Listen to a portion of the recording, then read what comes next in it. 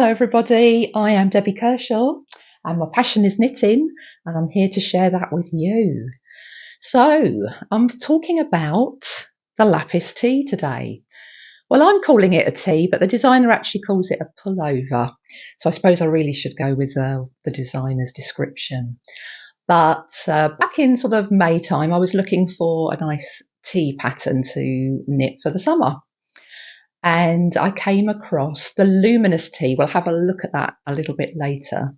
And it was a very different construction and by a designer that I didn't know, Yamagara. So I thought, let's have a look at this. Went onto her Ravelry page and I discovered the most beautiful designs. There was the lapis. And immediately I went to it, my eyes went to it, and I thought, yeah, that's for me. Because I've been wanting a nice tee top to knit for the evenings. I've not really got one to go out with in the evenings. And to me, it said, well, with a lovely dress, over a dress or over a long skirt or even over a nice pair of wide leg pants, I thought this would look really good. So I went for it. Now, the lapis is a bottom-up construction. So you start at the bottom with the chevron. So it's a provisional cast on. You work the lovely chevron pattern, which is a bit of a lace chevron. And then you work up to the armholes where you split. Work back and forth for the back, work back and forth for the front, and then join here at the shoulder. You then go back and pick up from the provisional cast on, do a little bit of short row shaping and then go down for the rib for the hem, and likewise the arm you pick up afterwards and the neck. I made a few modifications and I'm going to tell you why. I'll have to be honest with you, made a bit of a boob, but it worked out in the end, so that's good. Firstly, though, I'd seen this lapis and I thought, oh, I need a lovely hand-dyed yarn for that chevron at the bottom. So I went off to Leeds. I don't live too far from Leeds, about an hour away, because I'd seen a new local yarn shop there. It's called Bellwether Yarns. And I thought that might be a nice place to find something. And I wanted to check it out, obviously, being a yarn store. So let's just have a little clip of me going there and let's see what happened. So we arrived and there were so many beautiful yarns. These are my friends talking to the owner, and she's also the hand dyer. So very talented, but there were a lovely array of colours. Yeah, it was a lovely shop. They do workshops there as well if you are in the Leeds area of the UK, but here is the hand-dyed yarn and it's absolutely beautiful. Didn't know what colour to go for. I love the oranges, greens, blues, teals, dark purples. But then my eye caught this one on the left, lilac smoke, purples, a bit of fuchsia greys, and I went with that one. But it was most difficult to choose. But a lovely shop, and I will be going back shortly.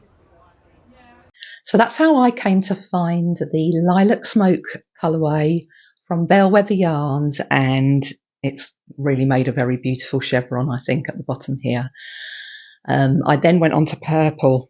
I love colour, guys. I'm just one of those people that likes to wear colour. I had a West Yorkshire Spinners 4-ply signature yarn in my stash, which was, I think they call it blueberry. I'm not too sure. I'll find out for you and let you know later. And I thought, yeah, I'm going to go with that. They just went so nicely. So then I was knitting away. I was having great fun. I was doing this chevron. It was beautiful. And then came a slight error that I noticed. Let's take a look. So I'd done the chevron, I'd knit in the round up to the armholes and split, carried on, finished the back, was very happy with myself, but then I've made a rookie error. I did not check the dye lots on the yarns, ball of yarns, and they are different. It looks quite a bit darker as well, so I wasn't sure what to do, so flipped over to the front. And what I decided to do to negate that was put this sort of little slip stitches in here with the lilac smoke, and just to distract your eye away from the colour change, and that did work. So I'm going to have to think about that back a bit later on. I'm not going to frog it because I cannot get the same dye lot any longer. I'd had that yarn for a while in my stash. But here's my provisional cast on. I'm going to have to go back down there and do a ribbing after the end. So let's carry on and see how we get on. Yes, so that was my rookie error. However, as you can see, put something in place. Now I do still have that line right up the back of the shoulder here. It isn't too obvious, but I am going to be doing something about it, and I'm going to share that with you in another video a bit later on. And so the lapis was started, and I got to the top of the front and I did a 3-needle bind off. That's another modification of mine. The designer does call for what she calls Russian grafting. I'm not sure what that is. Perhaps it's like a Kitchener stitch. I mean, I do know how to graft. I do a lot of socks, but I like a 3-needle bind off. I think it's quite neat, and I like the line there. So I went with that. And then picking up for the neck, I thought it almost looks like a necklace if I put that colour again up here. So I went for another modification. In the normal pattern is just plain, but I went for the lilac smoke here, and I thought, well, it's a little bit like a necklace. Beautiful. So overall, I'm really happy with this. I think it's a beautiful top to wear out in the evenings, and I can't wait to do so. So yeah, overall, very happy. So I think we should have a little look at some of other designs of Yamagara. So first off is this very interesting, the luminous tee. Much like a shawl, you do a garter tab cast on and then increase for these 2 bottom wedges, that the triangles, and then picking up this chevron joins it all somehow. Don't know exactly, but it sounds extremely interesting. It's a finger in weight yarn, and there are 7 sizes, so it's very inclusive. I think it's just beautiful. This was the one that I first found when I found Yamagara. It's definitely in my queue, and at some point I will do this. The lapis just took me over. I love the lapis, so that was that. So next up is the palette tee. This is lovely. It's knit in Aran weight yarn 10-ply and knit in pieces for the colour blocking. So each piece is knitted from the centre outwards to the side. You then sew those together, pick up for the ribbing of the neck, the hem, and at the armholes. But it's really nice. It's really inclusive. It's got about eight sizes, I think, this one. So yeah, she's doing a little bit of a different construction for each size as well. Really inclusive. So next up, the Sonetto sweater, a very pretty yoke sweater, knitted top down, German short rows shaping the back neck here. She describes this having decorative wrapped stitches and subtle bubbles, but how pretty is it? The pattern has a short sleeve version and a long sleeve version, and that's in 6 sizes, ranges from a 34-inch bust to a 54-inch bust. So inclusive once again, as she always seems to be. Very pretty. Now this is my favourite. It's the Nola cardigan. There's some intarsia, as you can see, on the sleeves. It's a top down, she calls it a compound raglan cardigan with simple intarsia knitting on the sleeves. The instructions do provide those split sleeves and regular sleeves. So if you don't want that split at the end, you can carry on to regular. But how beautiful is it? It's a bulky weight yarn. I have got to try this. Another one in the queue for the future. Beautiful chunky weight yarn.